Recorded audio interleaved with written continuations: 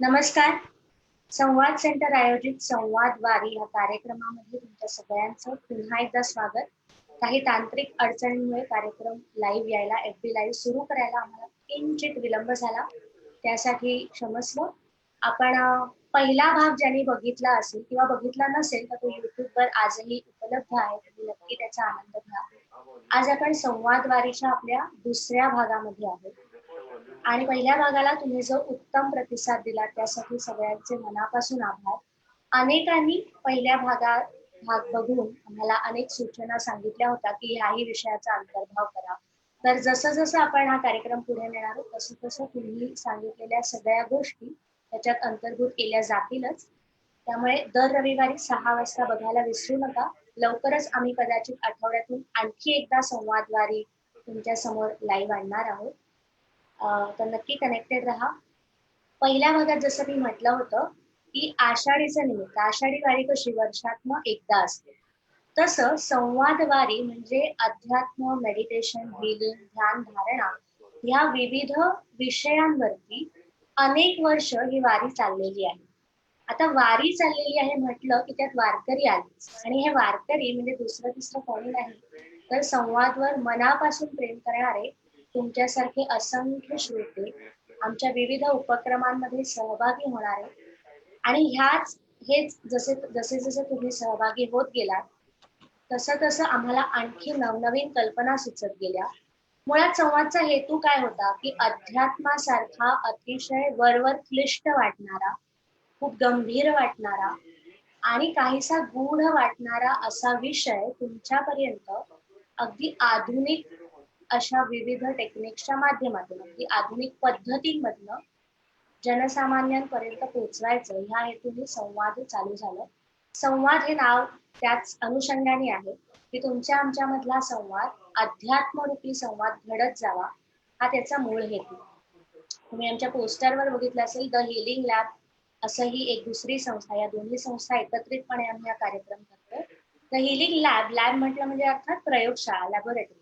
Sir, प्रयोगशाळा अशासाठी की इथे आपण विविध उपचार पद्धतींचे, हिलिंग पद्धतींचे प्रयोग करत असतो. मग प्रयोग का बरं म्हटलंय?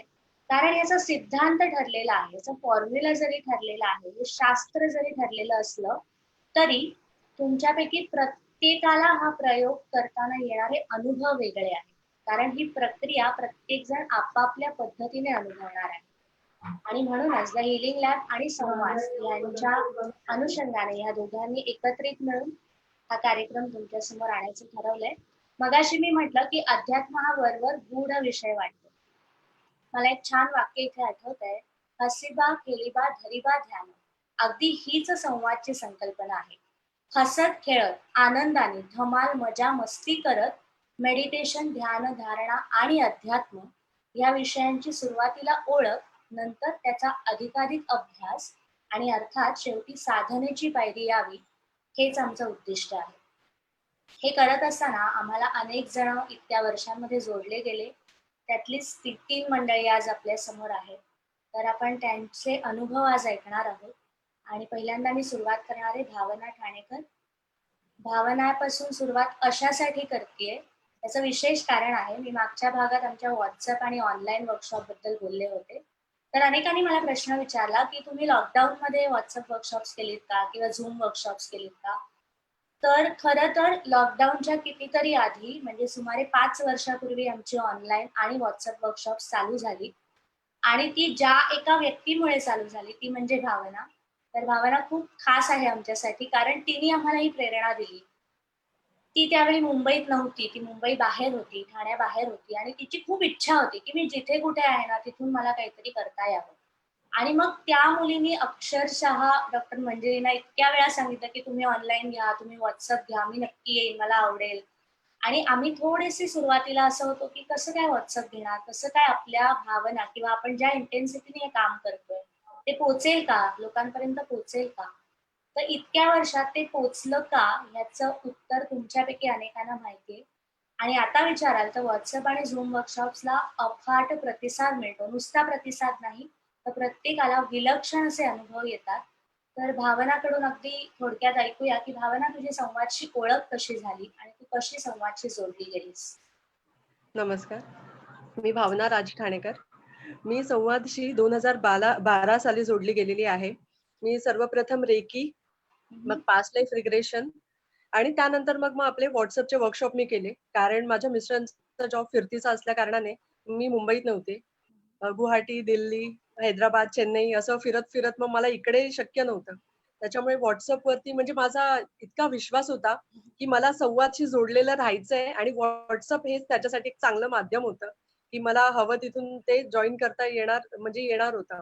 आणि माझा मुलगाही लहान असल्या कारणाने मला प्रत्येक वेळेला ट्रॅव्हलिंग शक्य नव्हतं. आणि त्याचे खूप चांगले रिझल्ट्स मला मिळाले. खूप छान भावना. तर भावनाने रिझल्ट्स मिळाले शेवटचं वाक्य ती बोलली आणि मला ती बोलत असताना एक छान वाक्य प्रवीण दवण्यांचं खूप सुंदर वाक्य ते सहज आठवलं, की ते नेहमी म्हणतात, की आजच्या पिढीबद्दल बोलताना दवणे सर म्हणतात, की आजच्या पिढीला परमार्थ कळत नाही याचं दुःख नाहीये, पण त्यांना स्वार्थही कळत नाही ही खरी शोकांतिका आहे. तर स्वार्थही कळत नाही म्हणजे काय? तर ह्या सगळ्या साधनांमधून स्वतःला काय फायदा होऊ शकतो आणि विधायक स्वार्थ, की विधायक काय परिणाम घडू शकतात, काय बदल घडू शकतात, हेही आपल्याला कळत नाही. आणि हे कळावं ह्यासाठीच हा संवाद आपल्यापर्यंत आम्ही आणत आहोत. आपण आपल्याची दुसरी सहभागी जी आहे रंजना काशीकर तिच्याकडे जाणार आहोत.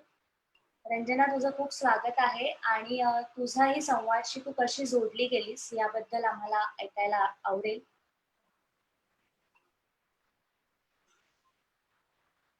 आय गेस म्यूटवर आहेस, तुला अनम्यूट करायला लागेल.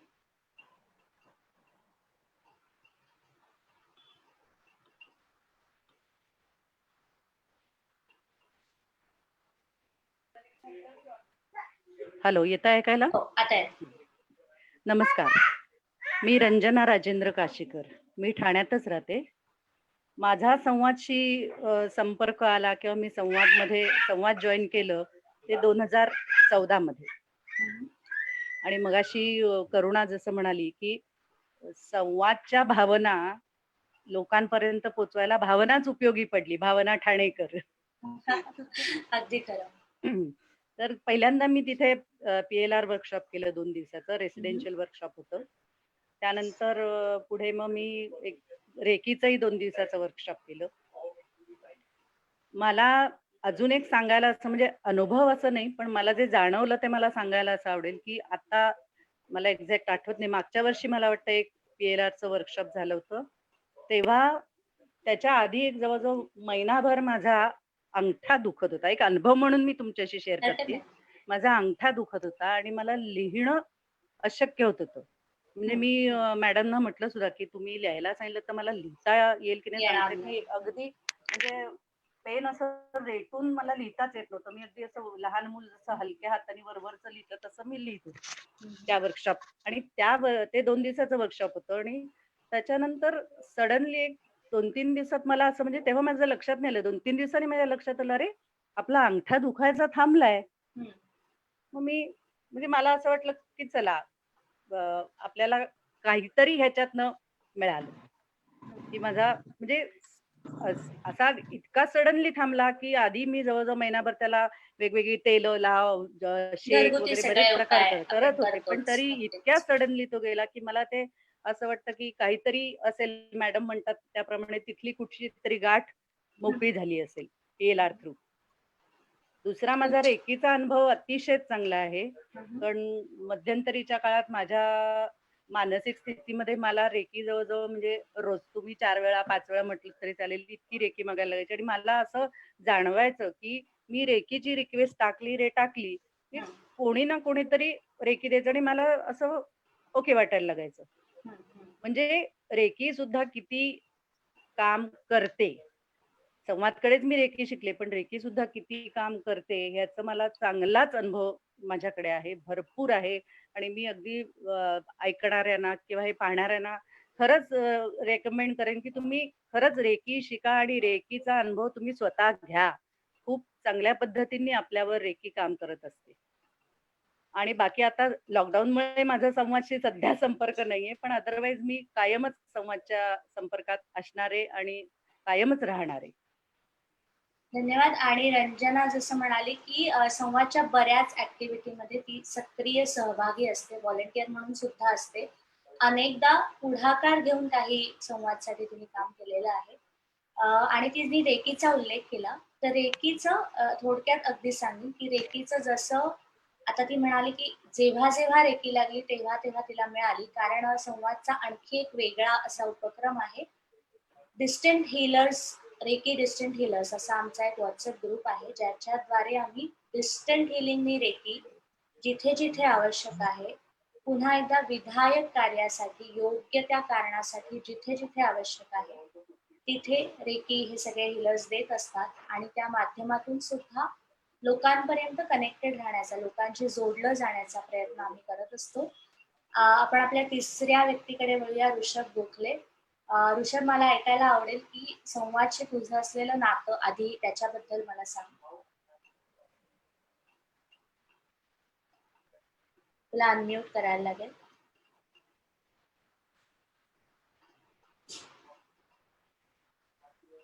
येत आहे ऐकू? येस.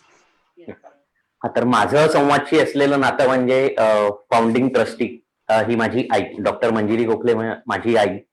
तर त्यानी आईच्या अगदी सुरुवातीच्या ऍक्टिव्हिटीज पासून, म्हणजे जेव्हा संवाद काहीच नव्हतं, ज्या वेळेला आई म्युझिकल लहरी ह्या नावाने बऱ्याच गोष्टी चालवायची, वेबसाईट एक चालवायची, त्याच्यानंतर जनरल 1-to-1 हिलिंग वगैरे घ्यायची, त्यावेळेला संवाद हे नाव पण नव्हतं.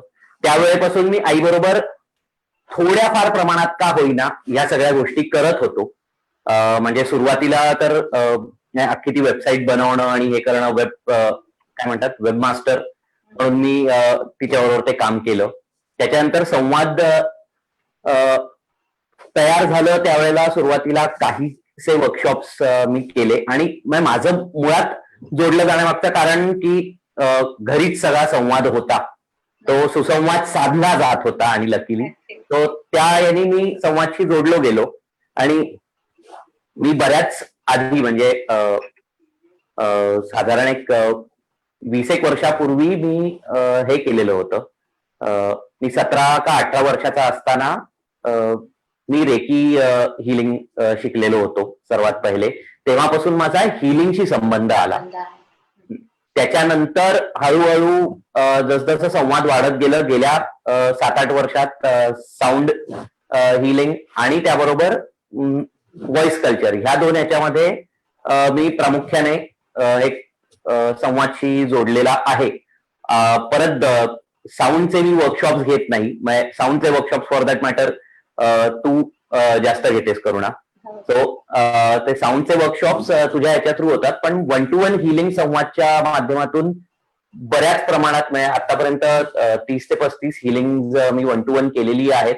आणि मला हे सांगायला आवडेल की त्या हिलिंग मध्ये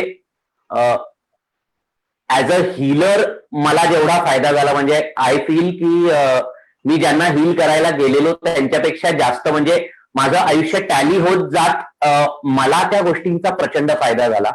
सिमिलरली साऊंड हिलिंगचे वर्कशॉप्स पण मी घेतोय आणि 1-to-1 सेशन सुद्धा घेतो. ऑफकोर्स साऊंड हिलिंग, साऊंड नाही, व्हॉइस कल्चरचे 1-to-1 सेशन्स आणि वर्कशॉप्स या दोन्ही गोष्टी घेतो. व्हॉइस कल्चरचं बाळकडू हे परत मी म्हटलं असं घरातूनच आलेलं आहे. डॉक्टर मंजिरी गोखल्यांमधलं डॉक्टर हे जे आहे हे फार कमी लोकांना आता माहिती असेल, कारण तिचं व्हॉइस कल्चर पासून थोडीशी ती दुरावलेली आहे, पण त्याच्यातलं डॉक्टर हे व्हॉइस कल्चरशी रिलेटेड आहे. तिचं म्हणजे PhD जे आहे ते व्हॉइस कल्चर मध्ये तिने घेतलेलं आहे. माझ्यामध्ये ती, सॉरी तुला मध्ये थांबवते, पण ती दुरावलेली आहे असं मी म्हणणार नाही. माझ्या मते ती जबाबदारी तू घेतली पाहिजेस या हेतूने कदाचित ती थांबलेली आहे, ती वाट बघत आहे.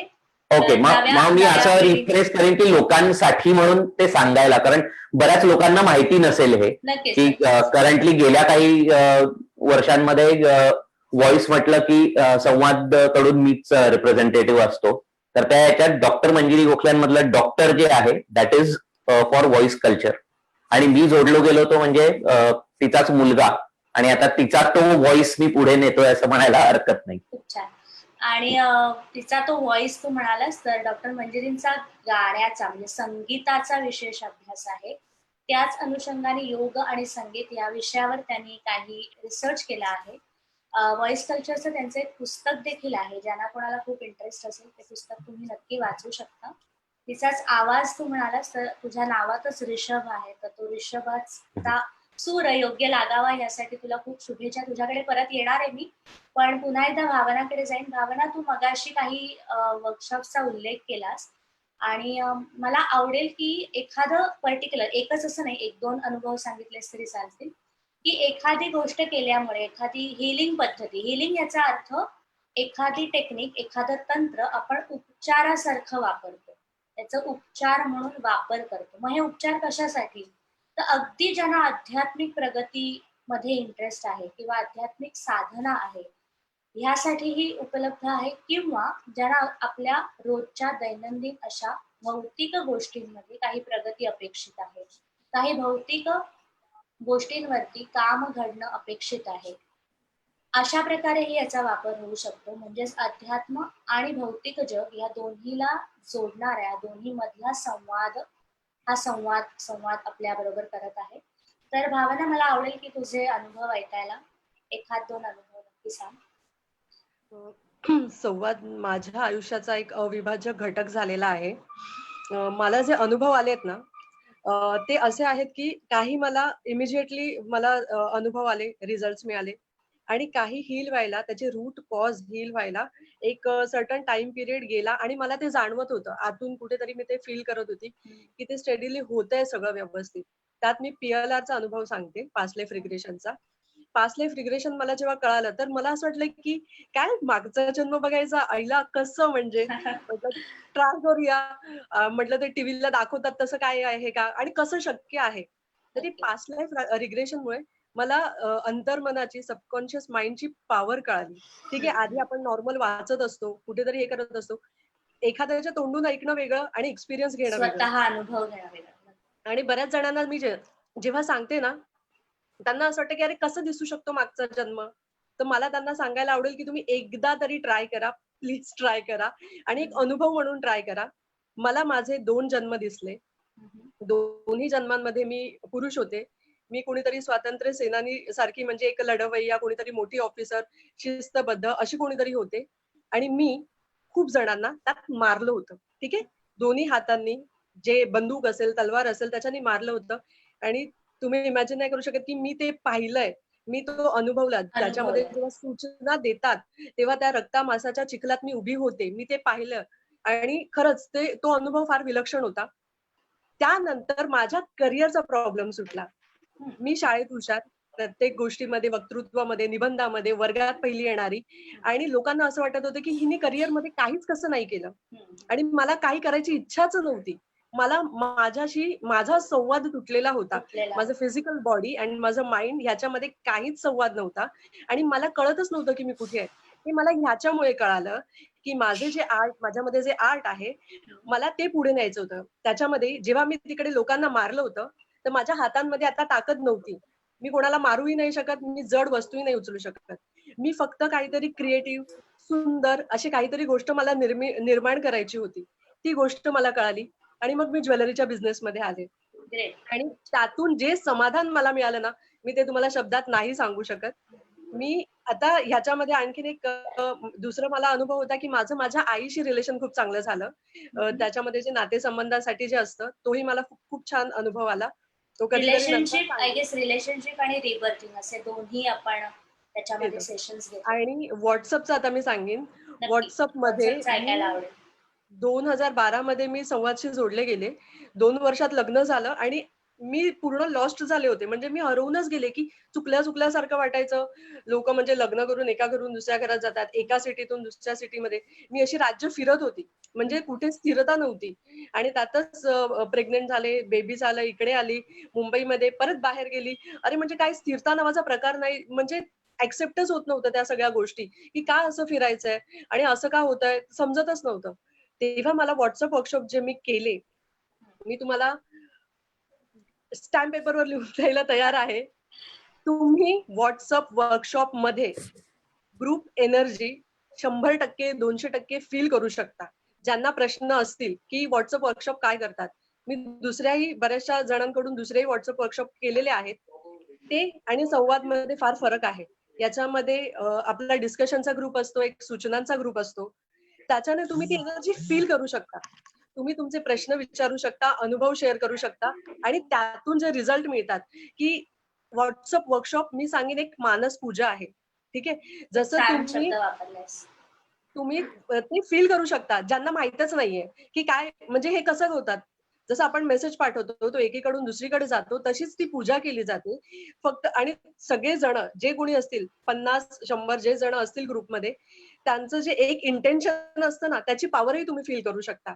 मी चेन्नईला असताना मी तुम्हाला फ्रँकली सांगते, माझं मी त्याच्यामध्ये कॉज ठेवलेलं होतं, फील करायचं की मला मुंबईत सेटल व्हायचंय, मला मुंबईत परत जायचंय. आणि दुसरं की मला माझं ज्वेलरीचा जो बिझनेस आहे, तो मला मुंबईत करायचा आहे. फक्त एकाच वर्षात माझं ते पूर्ण झालं. मी मागच्याच वर्षी मुंबईला शिफ्ट झाले. मी जवळ-जवळ ठाण्यामध्ये 6 ते 7 एक्झिबिशन्स केले. Great. हिरानंदानीला आणि मी तुम्हाला नाही सांगू शकत म्हणजे फायनान्स याला आहे गरजेचं किंवा म्हणजे तोही एक विषय आहे. ऑफकोर्स तोही हील होतोय. पण ते जे समाधान होतं ना क्रिएटिव्हिटीचं आणि ते जे मागच्या जन्मातले जे कर्म होते ना, की कुणाला तरी मारलंय, कुणाच्या तरी बायकांचा तो शृंगार मी काढून घेतलाय. तो मी या या जन्मात येऊन तो स्वरूपात मी तू त्यांना देतीये. परत मी ते तुम्हाला देतेस. नाही सांगत ती परिपूर्णता काय आहे. खूप तुम्ही छान. हे पास्ट लाईफ रिग्रेशन हे करून पहा आणि व्हॉट्सअप वर्कशॉपही करून पहा. व्हॉट्सअपने खरंच म्हणजे त्या एनर्जीने मला खूप पॉवर दिली. मी माझ्याशी जोडले गेले आणि म्हणूनच मी आज तिथे आहे. खूप छान भावना, खूप भरभरून बोललीस आणि तुझ्या बोलण्यातनं हे अगदी सहज जाणवलं की तुझा अनुभव किती जिवंत आहे. पास्ट लाईफ मध्ये रिलिव्हिंग हा एक प्रकार असतो. रिलिव्हिंग याचा अर्थ पुन्हा जगणं. ते पुन्हा जगण्यातनं हे अनुभव येतात आणि ते अगदी खरे असतात. पास्ट लाईफ रिग्रेशन म्हटलं की अनेकांचा हा प्रश्न असतो की अरे बापरे, आपण मागच्या जन्मात जाणार, मग परत येऊ का काय होईल माहिती नाही. तर माझ्या मते त्याचं उत्तर तुम्हाला भावनाकडे बघून मिळेल की ती परतही आलेली आहे. ती अगदी पूर्णपणे वर्तमानात आहे. तिच्या कुटुंबाबरोबर अतिशय आनंदाने आणि समाधानाने जगत आहे. तर खूप सुंदर अनुभव सांगितलास. रंजनाकडे मी जाईन. रंजना, तुझ्याकडेही आणखी काही सांगण्यासारखं असेल. रेकीचा तू चांगला अनुभव सांगितलास आणि रेकीचा तुला झालेला फायदा आम्ही स्वतःही बघितलेला आहे. त्या व्यतिरिक्त काही तुझ्याकडे असेल तर नक्की ऐकायला आवडेल.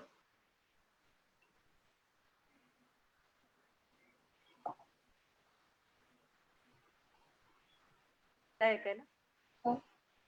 मगाशी मी रेकी संदर्भात तुम्हाला सांगितलं. हो, हो. भावना म्हणाली तसं की ग्रुप रेकी मध्ये जे रिझल्ट जितक्या पटापट दिसतात ना, तसे नाही कुठेच नाही दिसत.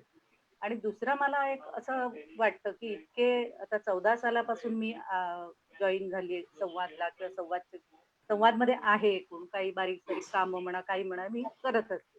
आणि मॅडमशी तिथे जाऊन म्हणजे डॉक्टर मंजिरी गोखलेंशी त्यांच्या घरी जाऊन तिथे बोलणं किंवा त्यांच्या त्या वास्तूमध्ये जाणं, हे सुद्धा माझ्या दृष्टीने असं आहे की मला तिथे गेल्यावर असं वाटतं हा आता अगदी यम आलं तरी हरकत नाही, काही होणार नाही मला. इतकी ती वास्तू मला छान वाटते. छान वाटतं. त्या आणि व्हायब्रेशन्सला आपण हा. कनेक्ट करतो बेसिकली. आणि दुसरं मला ह्या इतक्या वर्षाच्या कनेक्शनचा फायदा असा मी म्हणेन की एखादी खूप अशी एक्स्ट्रीम गोष्ट आहे की खूप खरं तर मला ती पसंत नाहीये, मला ती आवडत नाहीये, मला ती व्हायला नकोय, तरी सुद्धा त्या वेळेला तिथे कसं शांत राहायचं आणि शांतपणे ती गोष्ट कशी हँडल करायची, हँडल करायचं. हे मला ह्याच्यातनं मिळालं. आणि त्याच्यातनं असं झालं की मी असं म्हणेन खूपशी नाती अशी जी सहजासहजी तुटून गेली असती ती तशीच राहिली. त्याच्यात खूप तशीच सुधारणा झाली असं नाही, पण ती राहिली. आहेत त्या परिस्थितीत राहिली. आणि मला मला वाटतं ठीक आहे, हरकत नाही, असं तर असं. पण ते ऍक्सेप्टन्स माझा वाढत गेला की नाही असं आहे ना, मग आपण शांत ऍक्सेप्टन्स, हा हो, नक्की. आपण ऍक्सेप्टन्स खूप शांत महत्वाचा मुद्दा तू आता करेक्ट सांगितलास. आणि शांत राहिलं की खूप गोष्टी सॉल्व्ह होतात, हेही मला जाणवलं. आणि हे खरंच मी असं म्हणेन की संवादच्या कनेक्शन मध्येच मला हे की मॅडमना बघून किंवा इतर जे लोक आहेत संवादमध्ये त्यांच्याकडे बघून त्यांचे अनुभव ऐकून किंवा मॅडम एरवी सुद्धा जनरल असं माझ्याशी खूप बोलतात, ते सगळं असं ऐकून ऐकून म्हणा असं एक मनाला पडलं की नाही, खरंच शांत राहिलं की खूप गोष्टी सॉल्व्ह होतात आणि आपल्याला हव्या तशा सॉल्व्ह होतात. हम्म. हे महत्वाचं. ते खरं.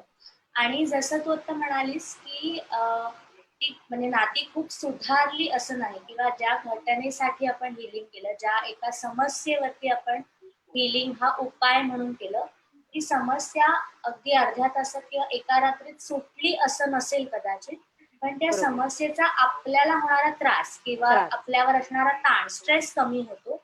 हे Correct. हिलिंगची सगळ्यात मोठी गोष्ट आहे, म्हणजे हिलिंग पद्धतींची. आणि माझ्या मते ही गोष्ट तर प्रत्येकाला जाणवते. आणि जसं बघाची भावना पण म्हणाली की तुम्ही करायला सुरुवात केल्यानंतर पेशन्स खूप महत्वाचा आणि श्रद्धा खूप महत्वाची. श्रद्धा आणि सबुरी हे आहेच, म्हणजे खूप मोठं तत्वज्ञान आहे या दोन शब्दांमध्ये. तर ती श्रद्धा आणि सबुरी निश्चित तुम्हाला ध्येयापर्यंत नेण्यासाठी मदत करू शकते. आपण ऋषभकडे वळूया. मला असं, मगाशी तू व्हॉइस कल्चर बद्दल बोललास, साऊंड हिलिंग बद्दल देखील बोललास. व्हॉइस कल्चर हे एक वर्कशॉप आहे जे वेगळं आहे, खूप वेगळं आहे इतर आपल्या वर्कशॉप्स पेक्षा. ते तू स्वतः सुद्धा त्याच्यात तुझं काही इनपुट आहे, तू काही त्याच्यात मॉड्यूल्स डिझाईन केलेस, तर त्याच्याबद्दल आम्हाला थोडक्यात सांग.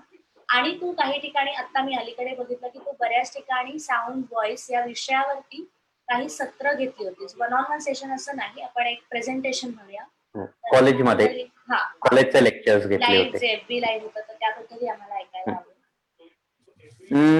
आता मुळात अनुभव कथनाच्या ह्याच्यात मी एक थोडस पहिले ऍज अ हिलरच्या आधी ऍज अ पार्टिसिपंट, कारण मी प्रॉपर हिलिंग आणि हे आता गेले मी म्हटलं असं 4-5 वर्षच फक्त काय ते करतोय. पण त्याआधी ऍज अ पार्टिसिपंट मी बरीचशी वर्कशॉप, मी म्हटलं असं की घरीच वर्कशॉप्स व्हायचे आणि हे ते. सो मी बऱ्याच वर्कशॉप्स मध्ये पार्टिसिपेट केलेलं. ऍज अ पार्टिसिपंट जे आपण हिलर्स म्हणून सगळ्यांना सांगतो, मी एक्झॅक्टली की तुम्ही कसं असलं पाहिजे, मी as a participant exactly opposite होतो त्याच्या. की मी प्रचंड मोठा स्केप्टिक आहे. म्हणजे PLRचं सगळं काही हे असताना मी अजूनपर्यंत मला माहिती नाही की मी खरंच तो मागचा जन्म बघितलेला का, माझ्या कल्पना होती वगैरे. And I am still sceptical about it. पण मला एक सांगायला ऍज अ पार्टिसिपंट आवडतं की एक वर्कशॉप मधलं नाही, पण वन ऑन वन पहिलं जे सेशन आई बरोबर मी केलेलं होतं, आणि आम्ही कायम त्यावेळेला सांगायचो की हो आम्ही गिनी पिग्स होत ना तुझ्यासाठी, पहिलं तू आम्हाला हे करणार. आणि पण त्याच्यातली एक होते, हो ठीक आहे. तर आणि परत असं की एकतर मी स्केप्टिक आणि आई आणि मुलगा हे नातं त्या ह्याच्यात. सो तशा ह्याच्यात तर ते सेशन अख्खा वेळ मी बसलेलो होतो. अख्खा वेळ जे काही आई विचारत होती त्या वन ऑन वन सेशन मध्ये ज्या पद्धतीने होतं तसं माझ्या दृष्टीने कल्पना विलास माझा, तिच्या दृष्टीने खरंच मला जे काही दिसलं होतं ते असं पूर्ण सेशन कम्प्लीट झालं. आणि after that I was like की ओके ठीक आहे, I did this for you. पण मजा म्हणजे अजूनही I am not sure about it की तो कल्पना विलास होता का ते खरंच मी बघितलेलं होतं. त्याचे इफेक्ट्स मला डे 2 पासून दिसायला लागले. जो काही विषय घेतलेला होता हिलिंगसाठी ते मला डे 2 पासून दिसायला लागल्या. सगळ्या गोष्टी बदलतायत. आता काय, it was very personal thing, so मी काय ते नाही शेअर करणार, पण त्याचे इफेक्ट्स मला ऍक्च्युली डे 2 पासून दिसायला लागले. आणि मी तो विचार करायला लागलो की इतर कुठलेच पॅरामीटर्स चेंज नाही झालेले, व्हेरिएबल फक्त एकच आहे याच्यात की मी ते वन ऑन वन सेशन केलं आई बरोबर.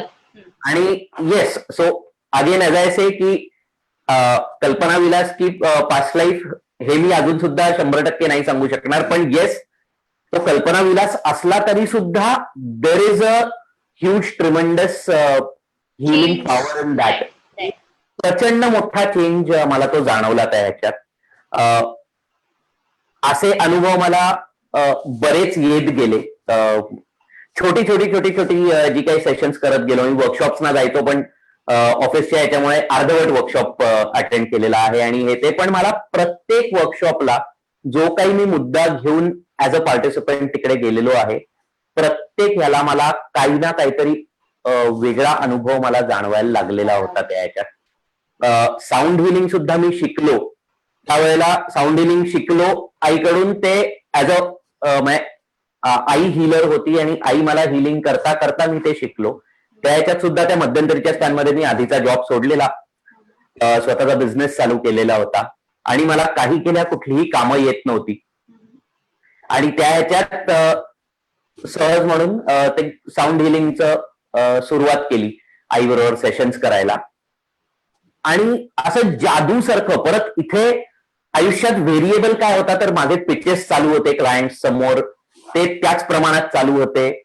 माझं दैनंदिन इतर काहीही बदललेलं नव्हतं. Everything was constant. The only variable was की मी दिवसाला एक सेशन करत होतो आईबरोबर साऊंड हिलिंगचं. आणि मजा म्हणजे जे 6 महिन्यात मला एकही काम मिळालेलं नव्हतं, मी पिच करून म्हणजे एकेका क्लायंटला 2-2 वेळा पिच करून सुद्धा जी कामं येत नव्हती, ते मी पिच न करता कोणाच्या तरी कुठून तरी ओळखीतून मला अशी 3-4 कामं त्या एका आठवड्यात आली आणि सहज मिळाली. आणि मी म्हटलं असं की द ओनली व्हेरिएबल, म्हणजे हे मी ओनली व्हेरिएबल का सांगतोय तर हा 100% फक्त त्या हिलिंगचाच इफेक्ट होता, याची मला खात्री तिथे पटली की इतर सगळं काही सेम असताना फक्त ते हिलिंग केलं आणि हे घडलं, असं हे झालं. आता कमिंग बॅक टू हे ऍज अ पार्टिसिपंट किंवा ऍज अ काय म्हणतो आपण, हिलर आणि participant. Okay, so as a participant हे सांगितलं. नाव ऍज अ हिलर सांगायचं झालं तर व्हॉइस कल्चरचे मी वर्कशॉप्स चालू केले. 2 वर्ष झाली त्याला. सुरुवातीला आईच ते घेत होती, डॉक्टर मंजिरी गोखले. ते मध्यंतरीच्या स्पॅनमध्ये कमी झालेले होते वर्कशॉप्स आणि I learn it from her आणि I started taking the workshops. Of course तिची जी व्हॉइस कल्चर घ्यायची स्टाईल आहे, it is much more holistic approach आहे. त्याच्यात स्पिरिच्युअल अँगल खूप जास्त आहे. आणि मी आपली जी आत्ताची संवादची वर्कशॉप्स होतात त्यात आपण स्टेजेस डिझाईन केलेल्याच आहेत. तर त्यातली शेवटची स्टेज आहे ती ऑफकोर्स डॉक्टर मंजिरी गोखले घेतात अजून सुद्धा. त्याचं कारण म्हणजे it is completely on a spiritual level.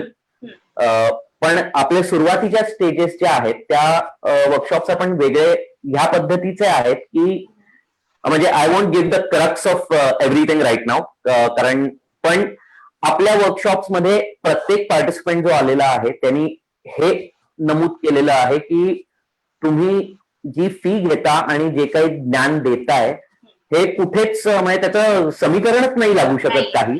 आणि असा वर्कशॉप हा इतर कुठेच घेतला जात नाही.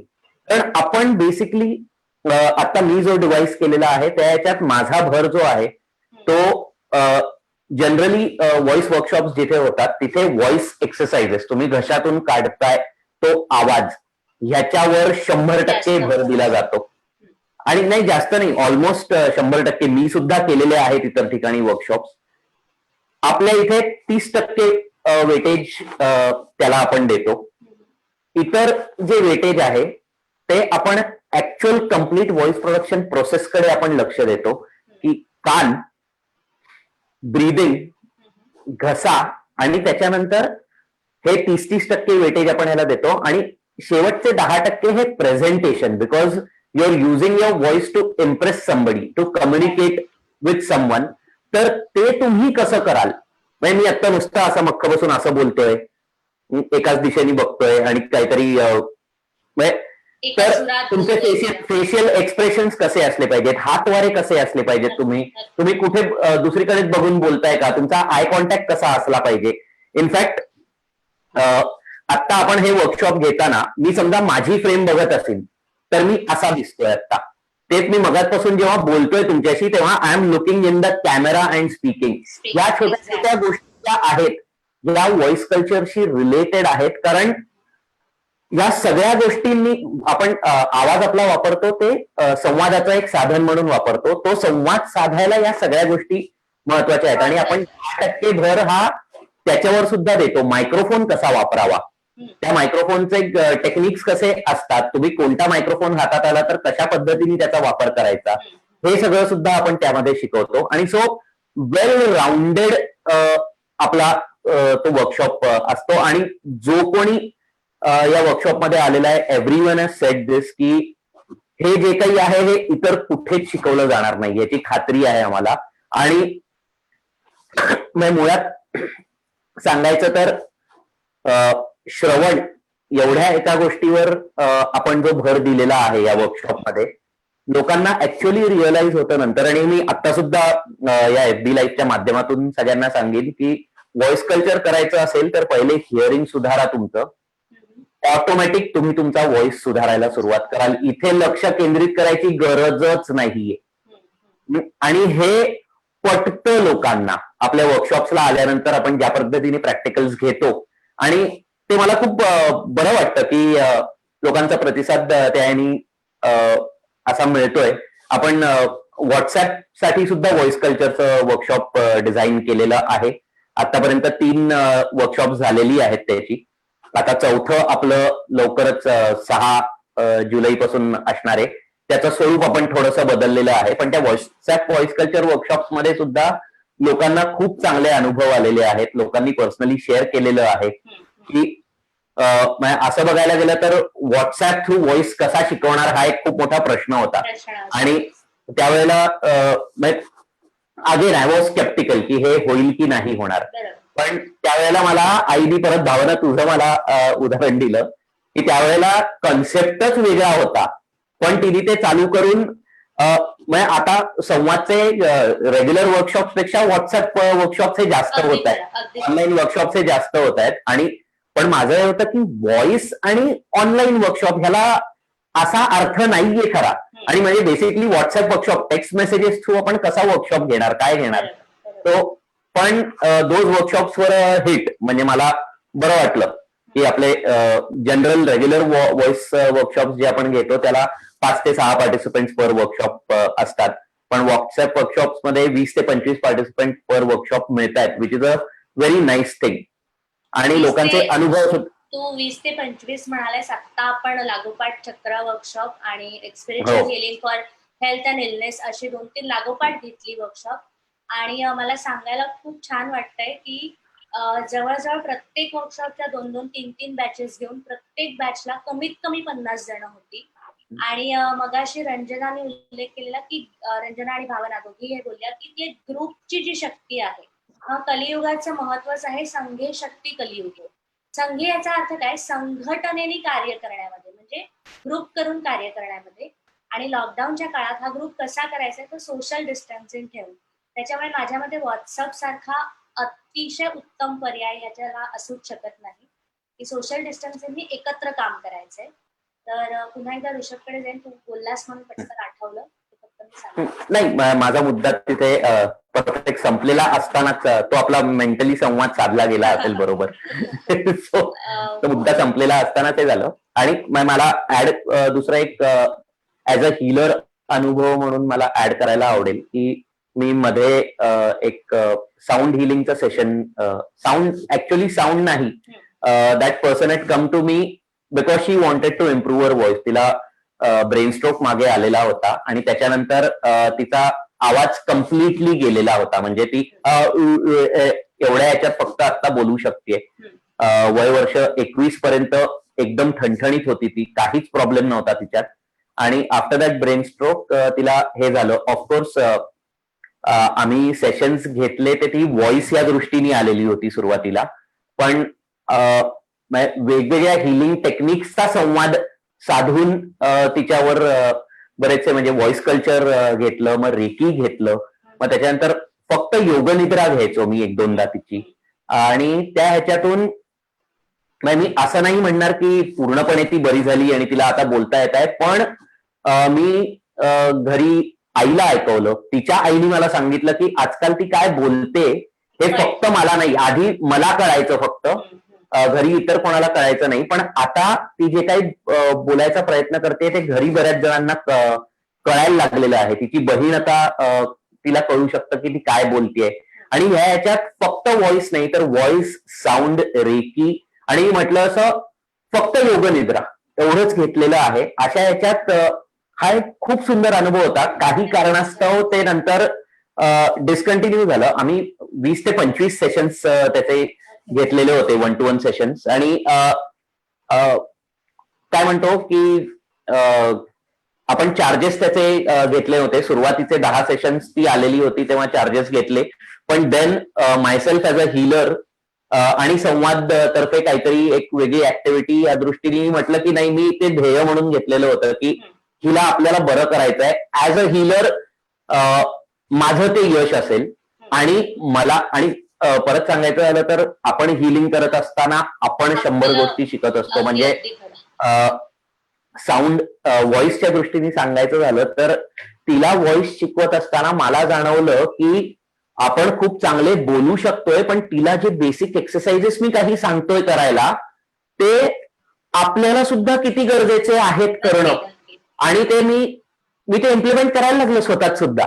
म्हणजे ज्या व्यक्तीला बोलताच येत नाहीये त्या व्यक्तीला एक्सरसाइजेस देताना जी व्यक्ती अतिप्रचंड बडबड करत असते त्या व्यक्तीला सुद्धा त्याचा फायदा कसा होऊ शकतो हे.